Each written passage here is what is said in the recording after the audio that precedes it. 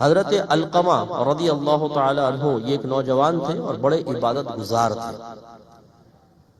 جب ان کا انتقال کا وقت آیا تو زبان بند ہو گئی، کلمہ پاک جاری نہیں ہو رہا تھا۔ تو صحابہ کرام نے نبی کریم صلی اللہ علیہ وسلم کی خدمت میں عرض کی، یا رسول اللہ صلی اللہ علیہ وسلم، علقمہ کی زبان پر کلمہ جاری نہیں ہو رہا۔ انہیں حیرت اس بات کی تھی کہ یہ متقی ہیں، پرہیزگار ہیں، نیک ہیں، تسلسل سے گناہ نہیں کرتے ہیں، پھر آخر کیا وجہ ہے کہ زبان بند ہوئی؟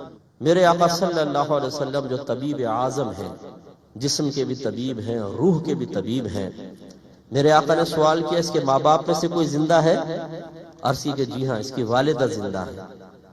اور جب مزید تحقیق کی تو پتہ چلا کہ وہ ناراض بھی ہیں۔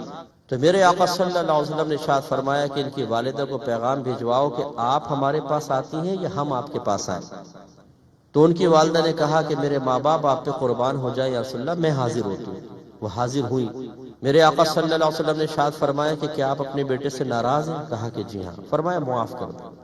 ان خاتون نے کہا، اور بڑے غور سے اس بات کو سماعت فرمائے، ایسے وہ تمام غلام نوجوان جو اپنی بیویوں کی غلامی اختیار کر کے اپنے ماں باپ کو حقیر سمجھ کے ان کے ساتھ بدتمیزیاں کرتے ہیں، وہ خاص طور پہ توجہ سے سنیں۔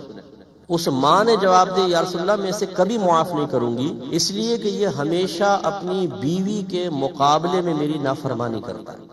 جب عورت کا اتنا لہجہ مستحکم دیکھا تو میرے آقا صلی اللہ علیہ وسلم نے ایک صحابی سے فرمایا کہ لکڑیاں جمع کرو، آگ جلاؤ اور اس کے بیٹے کو آگ میں ڈال دو۔ تو خاتون گھبرا گئی، کہنے لگی، یا رسول اللہ صلی اللہ علیہ وسلم، کیا میرے بیٹے کو آگ میں ڈالا جائے گا؟ تو آپ نے ارشاد فرمایا کہ خدا کی قسم، ہماری دنیا کی آگ آخرت کی آگ سے بہت ہلکی ہے، یعنی اگر آپ ناراض رہیں تو آپ کے بیٹے کو جہنم میں ڈالا جائے گا۔ توجہ فرمائیں، وہ بیٹا کوئی چرسی موالی نہیں تھا، بے نمازی نہیں تھا، وہ فیس بک پر بیٹھ کر پوری رات لڑکیوں کے ساتھ چیٹ کرنے والا نہیں تھا، وہ جیبیں کاٹنے والا نہیں تھا، وہ کام چوری کر کے اپنے آفس میں پورا کام نہ کر کے پوری تنخواہ لینے والا نہیں تھا، وہ نیک پرہیزگار متقی نوجوان تھا۔ لیکن میرے آقا کیا ارشاد فرما رہے ہیں، گویا کہ اگر آپ نے معاف نہیں کیا تو آپ کے بیٹے کو آخرت کا سخت عذاب دیا جائے گا۔ جب ماں نے یہ سنا تو اس کا دریا رحمت جوش میں آیا اور عرض کی، یا رسول اللہ میں آپ کو گواہ بناتی ہوں کہ میں نے اپنے بیٹے کو معاف کیا۔ سرکار نے ارشاد فرمایا، جا کر دیکھو کلمہ جاری ہوا کہ نہیں ہوا؟ صحابہ کرام نے بتایا، الحمدللہ رب العالمین، کلمہ پاک پڑھتے ہوئے دنیا سے رخصت ہوئے۔ اس کے بعد میرے آقا صلی اللہ علیہ وسلم نے ایک عظیم خطبہ دیا جو بڑا مقدار کے اعتبار سے مختصر لیکن عظمت کے اعتبار سے بہت بڑا ہے۔ آپ نے ارشاد فرمایا کہ کوئی بھی اپنی ماں کی نافرمانی نہ کرے، اس کا دل نہ دکھائے۔ اگر کبھی ماں ناراض ہو جائے تو جیسے بھی ہو اس کو راضی کرے، ورنہ جب تک اس کی ماں ناراض رہے گی اللہ تبارک و تعالی نہ اس کا فرض قبول کرے گا نہ نفل قبول کرے گا۔ آپ ذرا توجہ فرمائیں، میرے خاص طور پہ وہ نوجوان بچے اور وہ ہماری بہنیں بیٹیاں جو اپنی بوڑھی ماں کے ساتھ بدتمیزیاں کرتی ہیں، سخت لہجے میں گفتگو کرتی ہیں، ان کے ہاتھ سے کوئی چیز لیتے ہوئے جھٹکے سے کھینچا جاتا ہے، پاؤں پٹک کر ان کے سامنے جایا جاتا ہے، ان کی آنکھوں میں آنکھیں ڈال کر ان کے سینے پہ چڑھ کر گفتگو کی جاتی ہے۔ اگر بیٹا انہیں کوئی چیز دیتا ہے تو حقارت سے پھینکتا ہے، ماں سے ایسے جملے کہتا ہے کہ تمہارا دماغ خراب ہو گیا ہے، تم بوڑھی ہو کر بہت زیادہ پاگل سی ہو گئی ہو، تم نے ہماری زندگی حرام کر دی ہے، جینا جیرن کر دیا ہے۔ وہ نوجوان خاص طور پہ توجہ کرے، یہ تو صحابی رسول تھے، یہ نیک پرہیزگار متقی تھے، ہم لوگ تو گناہگار لوگ ہیں۔ ان گناہگاروں کے باوجود اللہ تبارک و تعالیٰ کی دیے ہوئے ایک بہترین وسیلہ اور ذریعہ کو بے دردی سے ضائع کریں گے تو اللہ تبارک و تعالیٰ کی بارگاہ میں مقبولیت کا کوئی امکان نہیں، شدید قسم کا عذاب ہوگا۔ اس لیے خاص طور پہ توجہ کریں، ہم میں سے اگر کسی نے ماں کو گھور کر دیکھا ہو، آنکھوں میں آنکھیں ڈال کے گفتگو کی ہو، لہجہ سخت رکھا ہو، ماں کو جھڑکا ہو، اس کے ساتھ بدتمیزی کی ہو، معاذ اللہ ثم معاذ اللہ ایسے کیسز بھی ہمارے سامنے آئے ہیں کہ ماں کو مارا ہے، ماں کے ہاتھ کی ہڈی توڑ دی ہے۔ آپ اندازہ فرمائیں ایسی بدبخت اولاد بھی اس معاشرے میں موجود ہے، اس کا انجام ہوگا کیا؟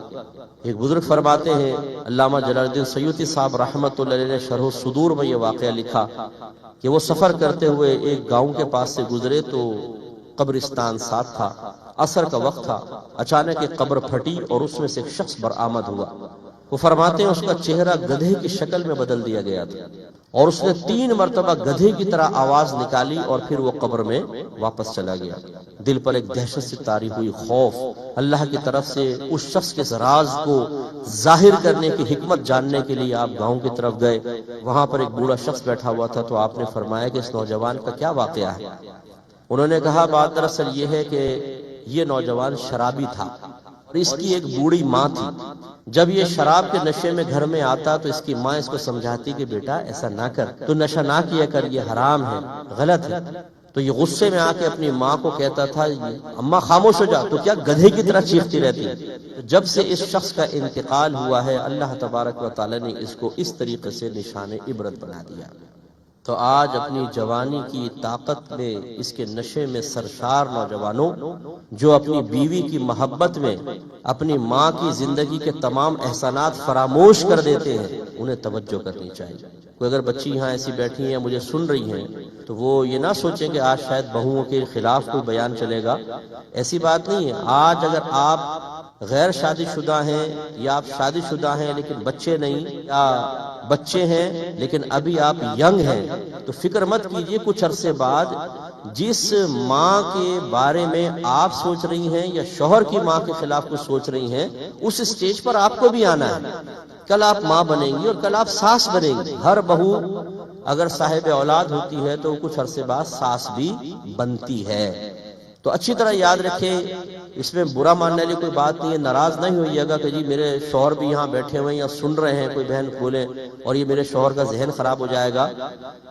یہ ذہن اسی کا خراب ہوگا جس کا پہلے ذہن بنایا گیا ہو ماں کے خلاف۔ یہ ہمارے ہاں بہت زیادہ ہے، تربیت کر کے بعض اوقات بھیجا جاتا ہے، بچیوں کو سمجھایا جاتا ہے دیکھو ساس کی نہیں سننا، اپنے شوہر کو اپنا بنا کر رکھو، اگر ساس کو مداخلت کرنے لگے تو بس شوہر سے کہو، شوہر خود کرے گا۔